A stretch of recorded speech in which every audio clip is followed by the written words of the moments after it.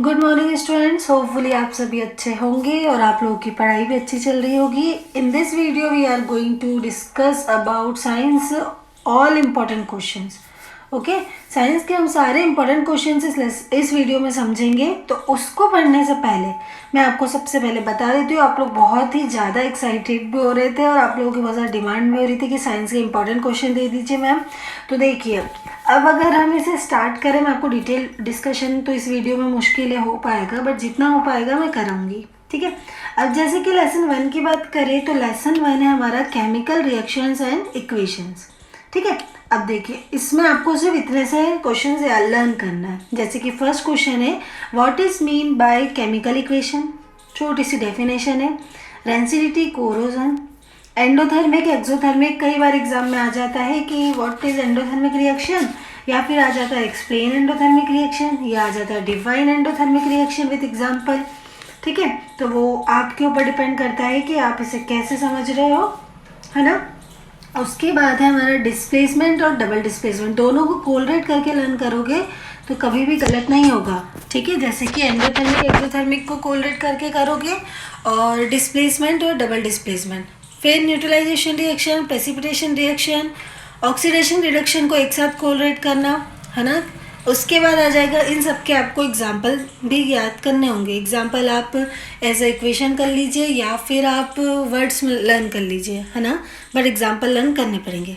फिर next question आपको इसमें पढ़ना है, छोटी सी डेफिनेशन है बैलेंस केमिकल इक्वेशन। ठीक है, तो होपफुली आपको समझ में आ गया होगा कि आपको इसमें क्या क्या पढ़ना है। डीकम्पोजिशन रिएक्शन भी पढ़ सकते हो, एक बार देख सकते हो, क्योंकि जो कॉम्बिनेशन रिएक्शन होती है ना उसका जस्ट अपोजिट होता है डीकम्पोजिशन रिएक्शन। कॉम्बिनेशन नाम से समझ में आ रहा है, जिसमें क्या होता हो, 2 और मोर एलिमेंट्स क्या होते हो, कंपाउंड कंबाइन होते हो, है ना, और एक क्या बनाते हो, सिंगल न्यू कंपाउंड। डीकम्पोजिशन में ऐसा नहीं होता, उसमें क्या होता है, सिंगल कंपाउंड जो रहता है ना वो ब्रोकन हो जाता है। ठीक है, बस तो ये एक बार और देख लेना आप। अब बात करते हैं लेसन 2 की, which is acid, base and salts. Acid, base and salt में आपको डिफरेंस बिटवीन लर्न करना है ना।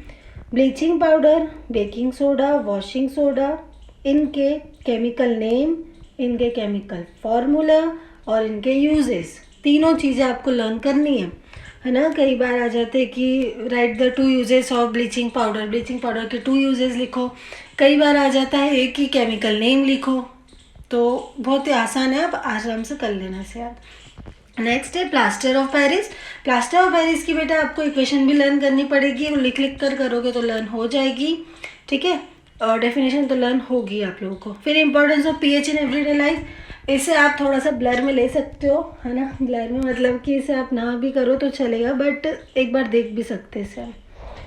इसके बाद हमारा lesson 3 metal and non metal, जो इस बार डिलीट हो चुका है तो हम इसे नहीं देखेंगे, लेकिन लास्ट ईयर अगर नेक्स्ट ईयर जब कोई भी बच्चे देखें तो वो इसे देख सकते हैं। फिर है lesson 4 carbon and its compound, ये भी डिलीट हो गया है तो इसे भी हम नहीं समझेंगे। ठीक है, लेसन 5 है periodic classification of element, most important lesson. देखो, इसमें आपको सबसे पहले कंपेयर करना है मैनली पीरियड टेबल और मॉडर्न पीरियड टेबल को, मतलब कि इन दोनों का डिफरेंस बिटवीन आपको लर्न करना है, मैनली और मॉडर्न का। उसके बाद आपको वैलेंसी की एक छोटी सी डेफिनेशन है, उसे लर्न करना है। फिर डोबेराइनर ट्रायड्स, मैनलीफ, Newland octaves, modern periodic table, इन सब के आपको स्टेटमेंट लर्न करना है। देन उसके साथ आपको इनकी लिमिटेशन लर्न करनी है ना। कई बार आ जाता है कि right to uses of right to limitation of mainly periodic table. Mainly period table की 2 लिमिटेशन कोई सी भी लिखो, हिंदी में भी वही बोलेंगे, आवर्त सारणी, है ना। चलो, तो ये आप कर लीजिएगा, बस इतने से आपको लर्न करना है, ये हो जाएगा आपका lesson 5। Next move on lesson 6, life process. Life process से देखिए, फर्स्ट आपको क्वेश्चन इसे याद क्या करेंगे तो हमें पहले से याद भी है, photosynthesis process and its importance. Difference between आपको कितने याद करने हैं इसमें देख लीजिए। फोटोसिंथेसिस और रेस्पिरेशन में डिफरेंस बिटवीन एरोबिक एनारोबिक में, ब्लड और लैम्प में, आर्टरीज और वीन्स में, रेस्पिरेशन और ब्रीथिंग में, इतने डिफरेंस बिटवीन लर्न करना है। इनमें से कोई से भी एक या 2 आ जाएंगे। न्यूट्रिशन की definition, its types, structure of और फंक्शनिंग, किसका आपको बताना है, नेफ्रॉन का। फंक्शन आपको बताना है लीवर के, फंक्शन बताना है ब्लड के, फंक्शन बताना है किडनी, फंक्शन बताना है हार्ट कि इनके क्या क्या फंक्शन होते हैं। स्ट्रक्चर आपको बताना है ह्यूमन हार्ट का और नेफ्रॉन का, है ना। अब ये मत सोचना कि ह्यूमन हार्ट और नेफ्रॉन एक ही है, ह्यूमन हार्ट अलग है और नेफ्रॉन अलग है, तो दोनों का क्या बताना है स्ट्रक्चर। डायग्राम आपको लर्न करने पड़ेंगे बेटा, human alimentary canal, nephron, excretory system, amoeba और हार्ट। इतने डायग्राम की आप प्रैक्टिस कीजिएगा, इनमें से डायग्राम आएंगे। नेक्स्ट है आपका lesson 7 control and coordination. I think ये लेसन नहीं हटा है, सॉरी हट गया है ना। कंट्रोल एंड कोऑर्डिनेशन आपका लेसन हट गया है ये वाला, ठीक है, तो इसे हम नहीं करेंगे। लेसन 8 है हाउ टू ऑर्गेनाइज रिप्रोड्यूस। इसमें आपको व्हाट इज़ पॉलिनेशन की डेफिनेशन लर्न करनी है और उनके टाइप्स, डिफरेंस बिटवीन टाइप्स भी यही होते हैं, सेल्फ पॉलिनेशन और क्रॉस पॉलिनेशन। तो difference between self pollination and cross pollination, फिर difference between sexual and asexual reproduction. Diagram आपको लर्न करना है फ्लावर का, और व्हाट इज़ रीजनरेशन। छोटी छोटी सी डेफिनेशन से कर लो क्या आप आराम से। हेरिडिटरी इवोल्यूशन लेसन आपका डिलीट हो चुका है, बहुत ही अच्छा लेसन था ये, बट कोई ना, चलो। नेक्स्ट आ रहा है light, most important lesson. Reflection of light and refraction of light, आपको इनके लॉ याद करना है, विथ इनके स्टेटमेंट याद करना है, ठीक है, विथ इनके डायग्राम, ठीक है। तो क्वेश्चन आ जाएगा, अगर मान लीजिए आ जाए डिफाइन रिफ्लेक्शन ऑफ लाइट, तो उसमें आप ये मत कीजिएगा कि सिर्फ आपने डेफिनेशन लिख दी, when light rays comes from, ये सब लिख दिया तो नहीं चलेगा, क्योंकि क्वेश्चन में सिर्फ बोला है डिफाइन रिफ्लेक्शन ऑफ लाइट, तो आपको उसका स्टेटमेंट लिखना है, मतलब वो जो डेफिनेशन है वो लिखना है, देन उसके लॉ लिखना है, देन उसका डायग्राम बनाना है, ठीक है। ऐसे ही रिफ्रैक्शन ऑफ लाइट में करेंगे, और अगर सिर्फ लॉ पूछा तो फिर लॉ बता दीजिए, ठीक है। फिर है define power of lens and define Snell's law.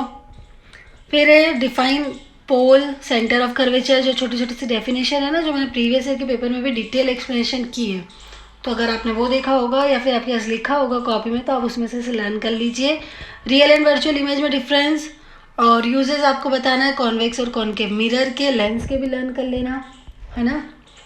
Human आई आपका लेसन डिलीट हो चुका है, तो हम इसे नहीं देखेंगे। चैप्टर 12 आपका आ रहा है इलेक्ट्रिसिटी। इलेक्ट्रिसिटी में आपको बेटा डेफिनेशंस कुछ लर्न करनी पड़ेगी, जैसे कि unit of current, potential, potential difference, electroplating, thermal effect of electric current, सब 2 लाइन की डेफिनेशन है ये, है ना। तो इन्हें अच्छे से लर्न कर लीजिएगा। Combination of resistance, series and parallel combination, symbol used in electric circuit diagram, जैसे कि अमीटर, इनका सिम्बॉल, है ना, वो एक मैंने वीडियो में बताया था ना सिम्बॉल आपको, वो आप ज़रूर कॉपी में बनाइएगा। Ohm's law, resistance of conductor depends following factor, किस किस पर डिपेंड करते हैं, टेम्परेचर वगैरह पर, है ना। फिर हमारा नेक्स्ट लेसन है 13 magnetic effect of electric current, जो बेसिकली डिलीट हो चुका है, तो इसे हम नहीं करेंगे। लेसन 14 है सोर्सेज ऑफ एनर्जी, ये भी डिलीट हो चुका है, तो इसे भी हम नहीं करेंगे। अवर एनवायरनमेंट और 16 लेसन दोनों को मिलाकर मैंने क्वेश्चन लिखे हैं, जैसे कि इकोसिस्टम की definition, producer, decomposer, conservation of environment, acid rain, difference between food chain and food web, conservation of water और conserve wild life. Okay students, इसी के साथ आपके सारे क्वेश्चन आंसर होते हैं कंप्लीट। अगर इसमें कुछ भी डाउट रहता है, कुछ भी क्वेरी रहता है, तो डेफिनेटली पूछेगा आप। और इसी तरीके से अगर आपको मैथमेटिक्स में, सोशल साइंस में, या फिर हिंदी इंग्लिश, है ना, अगर इनमें चाहिए तो आप मुझे कमेंट कर दीजिएगा। और अगर साइंस के इन क्वेश्चंस के अगर आंसर चाहिए तो भी मुझे बताइएगा, मैं डेफिनेटली इसके आंसर लिखकर आपको ऐसे ही एक वीडियो बना दूंगी जिसमें सारे आंसर आपको मिल जाएंगे।